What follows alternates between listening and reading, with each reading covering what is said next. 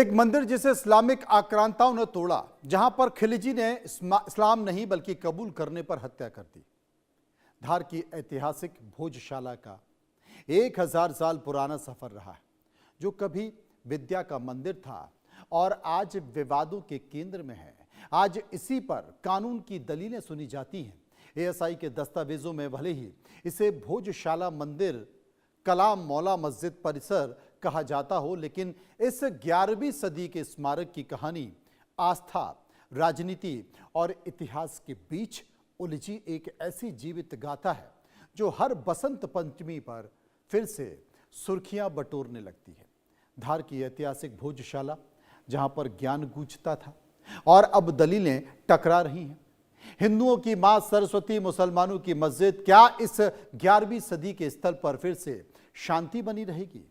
बसंत पंचमी की पूजा और जुमे की नमाज पर पूरे देश की नजर लगी है। सुप्रीम कोर्ट ने भले ही दोनों को पूजा और नमाज का अलग अलग समय तय किया हो, पर मुस्लिम और हिंदू पक्ष की दलीलें अपनी अपनी हैं। क्या दलीलें? हिंदू पक्ष क्या कहता है? हिंदू पक्ष कहता है कि सरस्वती मंदिर है तो पूजा होनी चाहिए। अब भोजशाला की मांग क्या है? भोजशाला की मांग के बीच तमाम तरह की परिस्थितियां निकल कर आती हैं। असल में मुस्लिम पक्ष ये कहता है कि कमाल मौला मस्जिद है, जहां यहां पर नमाज होनी चाहिए। दोनों पक्ष की अपनी अपनी दलीलें हैं और इन दलीलों के कारण विवाद भी है। इन विवादों की ऐसी स्थिति बन गई है कि इसमें पहले एएसआई को हस्तक्षेप करना पड़ा और उसके बाद सुप्रीम कोर्ट को हस्तक्षेप करना पड़ा और सुप्रीम कोर्ट ने इस बात को लेकर एक डायरेक्शन दे दिया है। ये दो तस्वीरें हैं, मध्य प्रदेश के धार जिले में भोजशाला और भोजशाला की ये दो स्थितियां हैं। इन दो स्थितियों में आज हम चर्चा इसलिए भी कर रहे हैं क्योंकि सुप्रीम कोर्ट ने एक डायरेक्शन दिया है। असल में बड़ी अजीब सी स्थिति होती है। अजीब सी स्थिति कब होती है? जब जुमे की नमाज होती है और बसंत पंचमी आ जाती है। बसंत पंचमी होती है तो सरस्वती की पूजा होती है, और जब जुमे की नमाज और सरस्वती की पूजा होती है तो हिंदू पक्ष और मुस्लिम पक्ष आमने सामने आ जाते हैं, जहां पर टकराव की स्थिति होती है।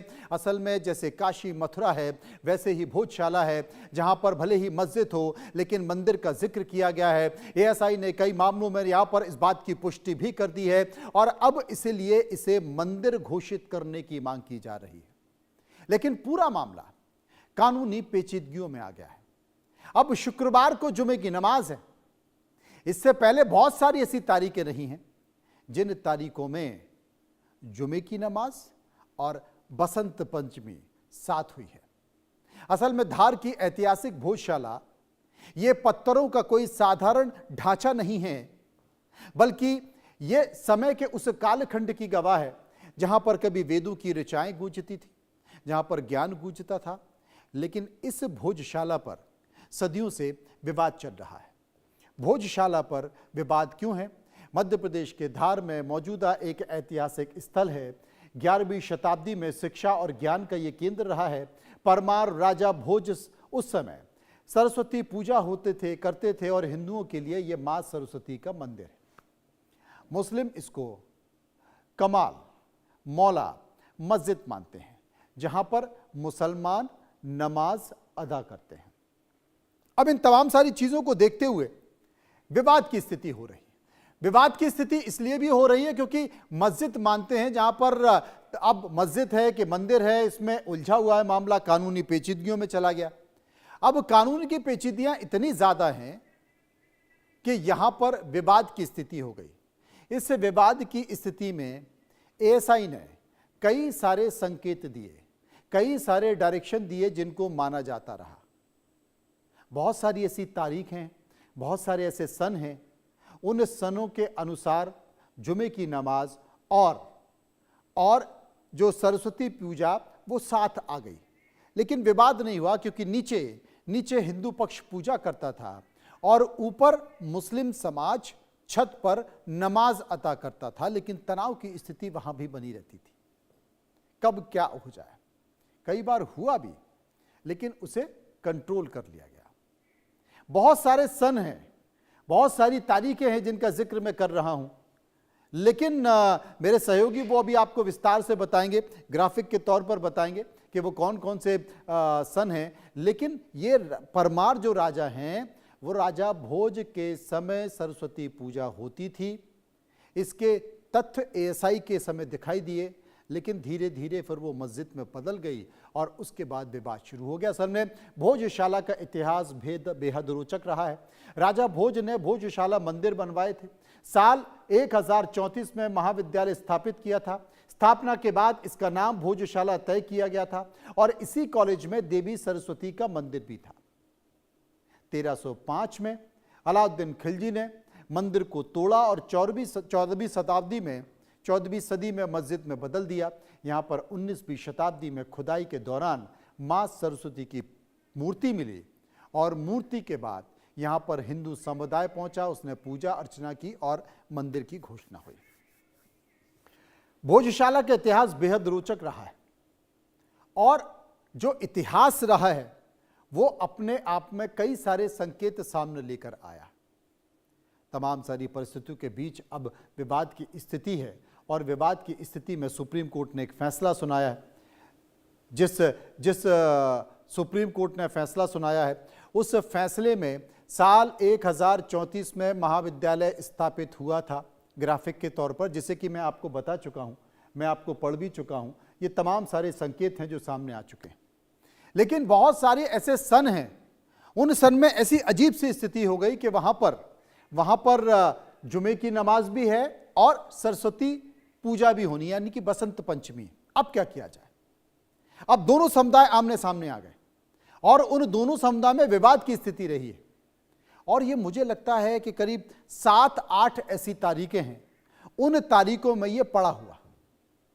इसलिए मुस्लिम समुदाय ऊपर जाइए, छत पर नमाज अता कीजिए, उनके निकलने की व्यवस्था अलग कर दी गई है और हिंदू समुदाय जो मंदिर का परिसर है वहां पर आकर पूजा अर्चना करता है। लेकिन सुप्रीम कोर्ट ने यहां पर एक व्यवस्था दे दी। आज सुप्रीम कोर्ट ने भोजशाला को लेकर एक व्यवस्था दी है और सुप्रीम कोर्ट ने यह कहा है कि भोजशाला में बसंत पंचमी मनाई जाएगी। भोजशाला में पूजा और नमाज दोनों होगी। सूर्योदय से दोपहर तक 1 बजे तक पूजा होगी और दोपहर 1 बजे से 3 बजे तक नमाज पढ़ी जाएगी। बसंत पंचमी की पूजा के लिए समय सीमा तय कर दी गई है। पूजा दोपहर 1 बजे तक होगी और उसके बाद 1 से 3 बजे तक नमाज होगी और उसके बाद फिर 3 बजे के बाद हिंदू पक्ष आकर फिर से पूजा कर सकता है।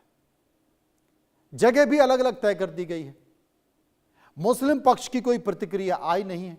हिंदू पक्ष ने कहा कि भाई हमने ही ये पिटीशन सुप्रीम कोर्ट में लगाई थी और ये निर्णय हमारे ही पिटीशन पे आया है और हमारे पक्ष में आया है। लेकिन जो चुनौती बनी हुई है वो चुनौती ये बनी हुई है कि आखिर कैसे अब 1 से 3 बजे तक परिसर को कैसे खाली कराया जाएगा। हिंदू पक्ष से क्या प्रशासन 1 से 3 बजे के बीच परिसर को खाली करा पाएगा? क्योंकि सूर्योदय से लेकर 1 बजे तक और 3 बजे से लेकर सूर्यास्त तक पूजा की अनुमति मिली है। इस बीच मुस्लिम समुदाय नहीं जाएगा। 1 से 3 तक मुस्लिम समुदाय जाएगा तो अब मुस्लिम समुदाय कहेगा कि हिंदू पक्ष को बाहर निकालिए। यह हो सकता है क्योंकि इसे लेकर बैठक अभी चल रही है। भोजशाला का विवाद पुराना रहा है। यह विवाद पहली बार 1989 में शुरू हुआ। 1995 में समझौता व्यवस्था बनाई गई।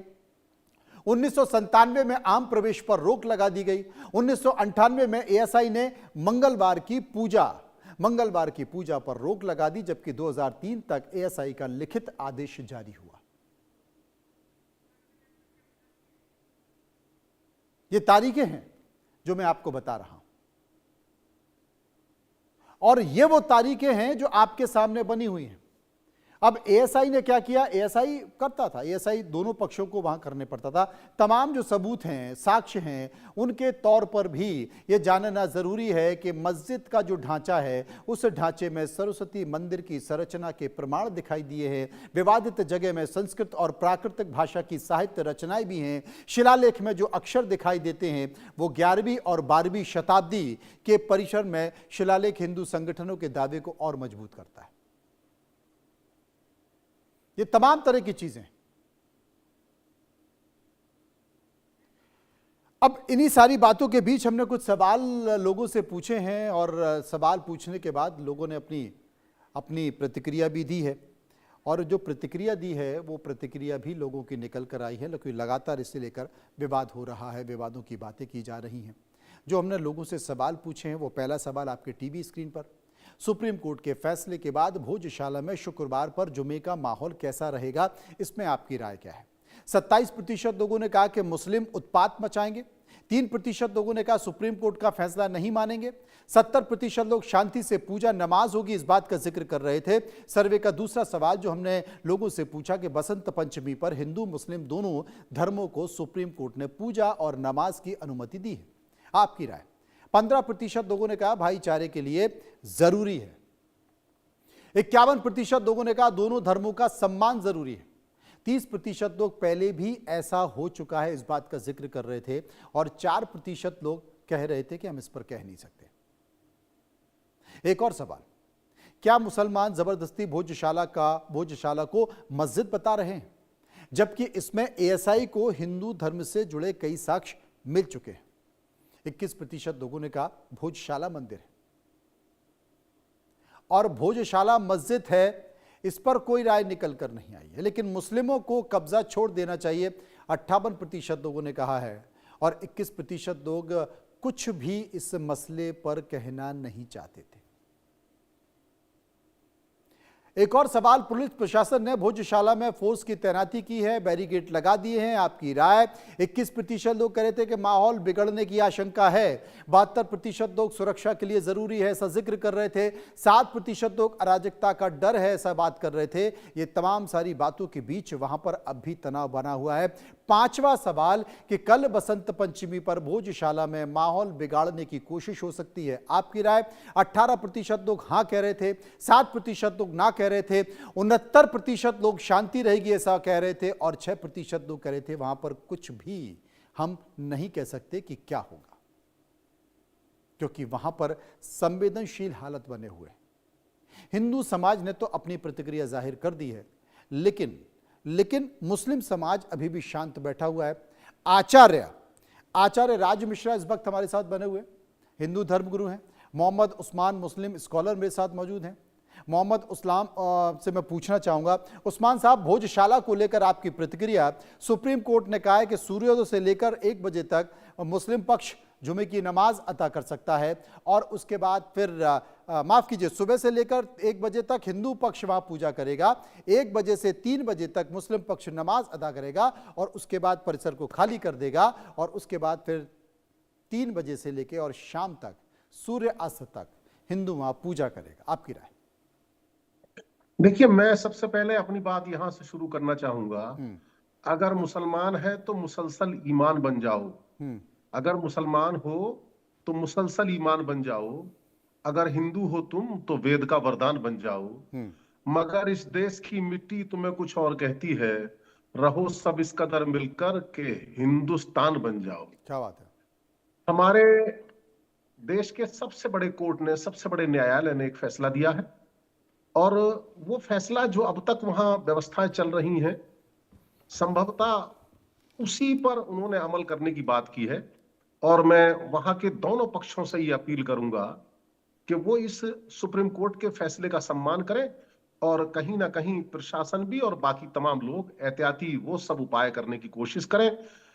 इसके अलावा जो वहां का मुस्लिम पक्ष है, उनकी प्रतिक्रिया जो प्रेस वगैरह के जरिए मुझे भी जानने के लिए मिली है, उसमें मुस्लिम पक्ष ने कहा है कि हम अपनी संख्या सीमित करने की कोशिश करेंगे और हम अपनी तरफ से कोई भी तनाव पैदा करने की, कोई भी ऐसा काम करने की कोशिश नहीं करेंगे। तो मैं यही उम्मीद करूंगा कि वहां पर सब कुछ शांति के साथ हो जाएगा और जिस तरह की परंपरा वहां चल रही है वो परंपरा ठीक उसी तरह से बरकरार रहेगी।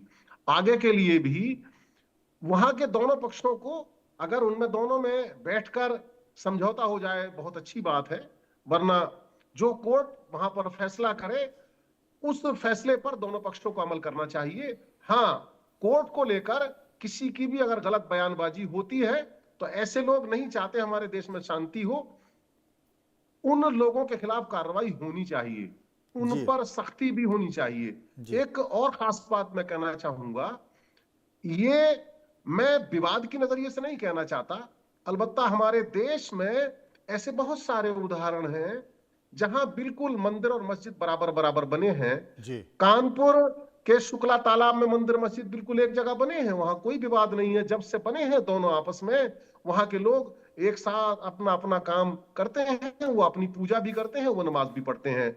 और टोंक में नवाब अमीर बख्श ने 1817 में जब जामा मस्जिद बनाई तो ठीक उसी के बराबर में उन्होंने रघुनाथ मंदिर भी बनाया, और वो दोनों आज तक बिल्कुल बरकरार हैं, कहीं कोई आपत्ति नहीं है। 72 दुकानें हैं मस्जिद की, उनमें 50 दुकानों में हिंदू लोग, हमारे हिंदू भाई काम करते हैं। मंदौर में भी इसी तरह का उदाहरण है, वहां तो मंदिर जो है जैन मंदिर भी है, मस्जिद भी है, ये एक ही, और माता का मंदिर भी है। तीनों चीजें वहां एक जगह हैं और कहीं इस बात को लेकर उनमें तनाव पैदा नहीं होता। और हरियाणा के गांव में मंदिर भी है, मस्जिद भी है, गुरुद्वारा भी है। मैं इन उदाहरणों को इसलिए रखना चाहता हूं कि हमारा पूरा देश एक ही रहना चाहिए, और जब हमें इस तरह के अच्छे उदाहरण सब जगह मिलते हैं तो कहीं ना कहीं हम इस तरह के प्रयास करने की बात करें कि वो विवाद पैदा ही ना हो। अगर कहीं कोई वो विवाद पैदा ही खत्म नहीं हो हुआ। भी जाए, आचार्य शांत राज हो मिश्रा गया, मेरे तो साथ कोई मौजूद भागने हैं, की उनको भी कोशिश सुन नहीं लेते की हैं। जाए। आचार्य राज मिश्रा जी, आप क्या कहेंगे? ये मैं बड़ा स्पष्ट कहूंगा कि ये बात कहने में टीवी पे बड़ी सुंदर लगती है और सुनने में भी थोड़ी देर तक बहुत सुंदर लगती है, लेकिन तब सुंदर नहीं लगती है। मैं अपने साथ जो मौलाना मेरे साथ बैठे हुए मित्र, मैं उनसे पूछना चाहता हूं कि तब क्या हो जाता है साहब, जब त्रिम्बुल एक जिला है तमिलनाडु के अंदर और वहां पर जनसंख्या ज्यादा हो जाती है मुस्लिमों की, तो वहां कह दिया जाता है कि साहब हमारी धार्मिक भावनाएं आहत होती हैं, इसलिए मंदिरों के अंदर घंटियां नहीं बजनी चाहिए। मुझे लगता है, जब मैं उस विषय को सुनता हूं ना, तो मुझे लगता है कि मौलाना साहब का मुझे जो वक्तव्य है वो एक भाषण लगता है। मुझे तब मौलाना साहब का वक्तव्य एक भाषण लगता है जब मैं दुर्गा पांडालों पर या गणेश पांडालों पर पत्थर चलते हुए देख पाता हूं। मैं सत्य कहता हूं कि जब तक हिंदुओं की संख्या प्लेस में ज्यादा है तो वहां मंदिर और मस्जिद दोनों एक साथ हो सकते हैं, पूजन हो सकता है, नमाज हो सकती है, इसमें कोई दो राय नहीं मौलाना साहब, मैं इसको एक्सेप्ट करता हूं। और ये भारत में पॉसिबल है कि भारत में जब तक हिंदू पॉपुलेशन जो है वो ज्यादा है तब तक ये पॉसिबल है। लेकिन मौलाना साहब इसको अस्वीकार नहीं कर पाएंगे आप कि जहां पर पॉपुलेशन बढ़ती है, आप बेहतर उदाहरण पाकिस्तान का देख सकते हैं, आप बेहतर उदाहरण बांग्लादेश का देख सकते हैं, भारत के मैं कई जिलों की बात करूंगा जहां आप बेहतर उदाहरण देख सकते हैं, जहां ये भाईचारा मुझे देखने को नहीं मिलेगा। मैं चाहे पलामू की बात करूं जहां पर तोरण लगाने के लिए कोर्ट तक जाना पड़ता हो, चाहे मैं कर्नाटका के बहुत सारे क्षेत्रों की बात कर लूं, और चाहे मैं जहां की भी बात करूं, मैं जिस जगह का, अगर आप कहेंगे तो मैं उत्तर प्रदेश का एक जैन परिवार को घर की मतलब मूर्ति इत्यादि भी लेकर के जाना पड़ा, मैं उसकी बात कर रहा हूं। तो मुझे लगता है क्या ये बात आप टीवी पर तो कह पा रहे हैं, क्या ये बात ग्राउंड लेवल पर नहीं समझा पा रहे हैं? टीवी पर सुनकर के मैं एक्सेप्ट कर लूंगा, राज मिश्रा हो सकता है कि इसको एक्सेप्ट कर ले या मनोज जी इसको एक्सेप्ट कर लेंगे, प्रॉब्लम नहीं है। लेकिन जब ग्राउंड पर मैं वो पत्थर बरसते हुए देख पाता हूं ना साहब, तो मुझे लगता है कहीं गड़बड़ है। जब मैं देखता हूं ना मौलाना साहब कि पार्लियामेंट में एक कानून आ रहा था वक्फ बिल के लिए, और उसके कारण बंगाल के अंदर कम से कम 500 हिंदू घरों को बेघर कर दिया गया, और उसके साथ एक मूर्ति बनाने वाले पिता और पुत्र को घर से निकालकर उनको मार दिया जाता है, तो मुझे लगता है कि साहब ये फिर कथनी और करनी में अंतर दिखाई देता है, कथनी और करनी में फिर अंतर दिखाई देता है। लेकिन इन सब के बीच बहुत सारे संकेत जो निकल कर आ रहे हैं, लेकिन कल देखना होगा कि क्या वाकई शांति बनी रहेगी और दोनों पक्ष अपने सांप्रदायिक सौहार्द को बनाए रखेंगे। सबको इंतजार होगा, समय का अभाव है, माफ़ी चाहता हूं। बहुत बहुत शुक्रिया करूंगा सभी मेहमानों का जो मेरे साथ इस मुद्दे पर चर्चा कर रहे थे। फिलहाल इस कार्यक्रम में इतना ही। चलते रहिए इंडिया न्यूज़ के साथ।